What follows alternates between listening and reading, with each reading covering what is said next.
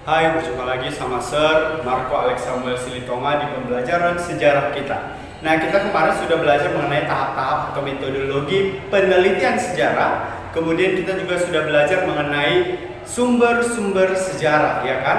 Nah, di sini khusus untuk hari ini kita mau praktek dulu bagaimana kita menggunakan metode atau tahap-tahap penelitian sejarah dalam mengkaji sejarah hidup pribadi, kan kayak gitu. Jadi tugas kita untuk hari ini, kita mau buat sejarah hidup pribadi kita. Contoh, jadi tugas ya. Jadi buat tugas ini di dalam kertas double folio, tulis judulnya sejarah hidup pribadi. Terus tulis nama. Contoh, sejarah di tengah-tengah ini ada kertas double folio. Sudah. Sejarah hidup pribadi. Nama Marco Alex Samuel Silitonga SPD. Sudah. Yang pertama yang harus kamu lakukan itu menulis sumber sejarah. Sumber sejarah. Ya kan? Satu, sumber sejarah. Nah, kan kalau topik kita udah ada topiknya, ini topiknya, ya kan? Sejarah hidup pribadi. Kemudian kita melakukan heuristik. Apa itu? Itu merupakan pengumpulan sumber sejarah. Kita buat satu sumber sejarah. Apa aja yang bisa kita ambil sumber sejarah dari judul penelitian kita ini? Sejarah hidup pribadi. Yang pertama, contohnya ada sumber sejarah kita akta lahir, akta lahir. Kemudian apa lagi? Kartu keluarga. Terus apa lagi? Ijazah, SD, SMP. Kalau ada TK buat, ya kan? Kemudian apa lagi? Foto, ya kan? Foto. Kemudian apa lagi? Hasil wawancara. Wawancara. Sudah? Nah, ini semua kan akta lahir, kartu keluarga, terus apa lagi? Ijazah SD, SMP maupun TK kamu. Itu semua merupakan bukti tertulis, ya kan? Ini semua bukti tertulis. Kemudian foto ini bukti benda, ya kan? Hasil wawancara ini bukti lisan. Nah, hasil wawancara ini gimana ini, Sir? Nah, hasil wawancara. Contoh, kamu melakukan wawancara sama orang tuamu mengenai hidupmu.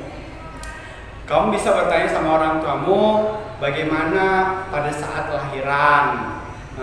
Sir mau difoto ya, atau direkam video, entah di mana kau rekam, pokoknya kalian terekam, kamu dan orang tuamu atau keluargamu yang lain melakukan sebuah wawancara lisan. Sebelum kau melakukan wawancara, kamu juga harus sudah melakukan atau membuat apa-apa saja yang mau kau tanyakan yang berhubungan dengan hidupmu. Apa yang ingin kau ketahui? Contoh, kamu bilang sama orang tuamu, Bapak, kemarin saya lahirnya di mana? Di rumah sakit ini atau di klinik ini, kan gitu. Kemudian kau tanya lagi, Bapak, nama saya kan Marco. Kenapa nama saya disebut Marco, gitu kan? Atau Bapak memberikan saya nama Marco, apakah ada alasannya atau hanya memberi nama itu, gitu kan? Nah, pokoknya ini hasil wawancaranya ini harus kamu rekam, baik itu rekam suara atau rekam video ya. Nanti Sir mau minta kumpul ya. Nah, ini dia. Bisa juga kau bilang, Pak atau Mak, ini saya SD-nya di mana? SD-nya di sini. Jadi kenapa SD-nya di situ kemarin orang Bapak dan Mama memilihnya? Karena rumahnya dekat sama SD ini atau karena jaraknya tidak begitu jauh, jadi bisa dipantau, bla bla bla. Pokoknya ada beberapa alasan dan semua yang kau rekam itu merupakan hasil wawancara dan itu merupakan bukti lisan bahwasanya ini ya, bukti lisan sejarah hidup pribadimu. Sejarah hidup pribadi. Dan sudah dapat semuanya nanti akta lahir, kakak, ijazah, nanti Sir mau fotokopi. Fotokopi nanti kamu hektarkan di dalam kertas folio itu sebagai bukti bahwasanya kamu melakukan heuristik. Kemudian nanti Sir minta kamu mengirimkan melalui WA Sir hasil wawancara kamu. Kemudian foto, ini bisa foto pada saat kamu TK atau pada saat kamu sedang masih umur 1-2 tahun. Atau foto kamu kelulusan SD, kelulusan SMP, foto. Ini bukti bahwasanya ada bukti bentuk benda itu ya. Nah, ada fotonya. Kalau fotonya gak usah banyak-banyak, buat aja 1-2 lembar ya. Nah, ini dia.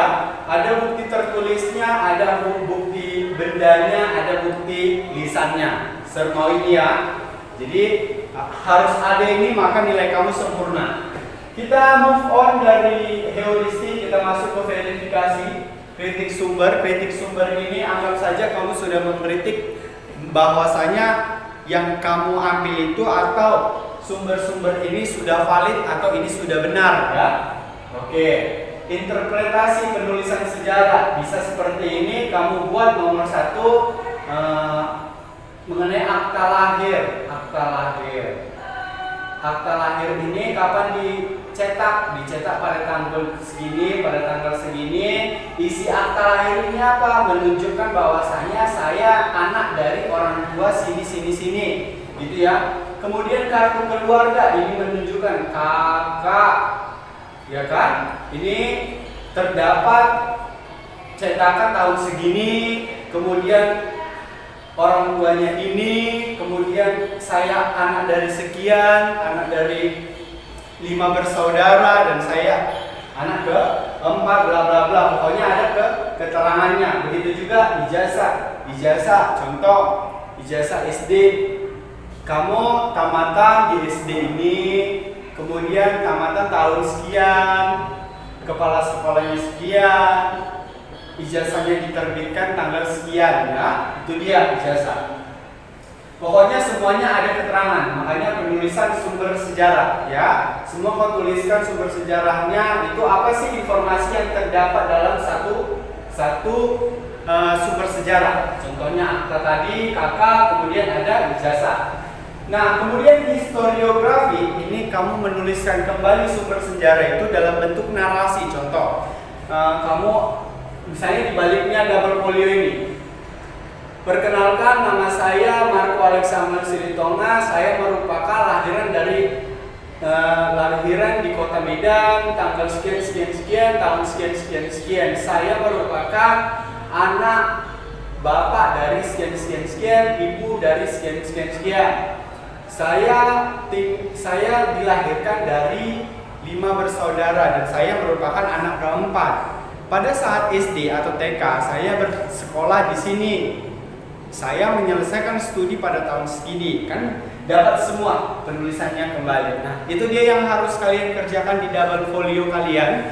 Berikut dengan sumber-sumber sejarah yang kalian temukan dalam sejarah hidup pribadi kalian. Nah, itu dulu kita mau praktek nih bagaimana pemahaman kalian mengenai tahap-tahap penelitian sejarah. Setelah kamu nanti selesai mengumpulkan ini semua, Sir mau kamu rekam video, kamu paparkan apa yang kau temukan dan berdasarkan fakta-fakta tahap-tahap penelitian sejarah kita ya.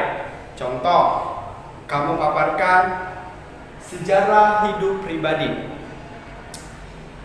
yang menjadi sumber sejarah ini. Ini merupakan akta lahir, ini merupakan kartu keluarga kami, ini merupakan ijazah saya waktu TK atau SD, ini merupakan ijazah saya waktu SMP.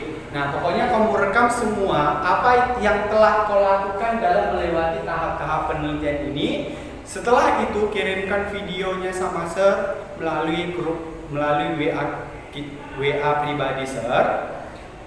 Sir minta durasi video jangan lebih dari 5 menit ya, karena biar jangan banyak-banyak. kamu nanti menjelaskannya juga. Pokoknya sudah merangkup ke 5 tahap ini. Jadi Sir minta kamu harus mengerjakan tugas ini karena tugas ini sangat penting dalam nilai kamu. Ini akan masuk ke dalam daftar nilai Sir. Jadi kalau ada yang kamu nggak ngerti, langsung kita diskusikan dalam grup GCR kita sekarang juga, biar kamu paham dan jangan salah-salah lagi. Nah, sampai di sini dulu videonya. Sampai jumpa.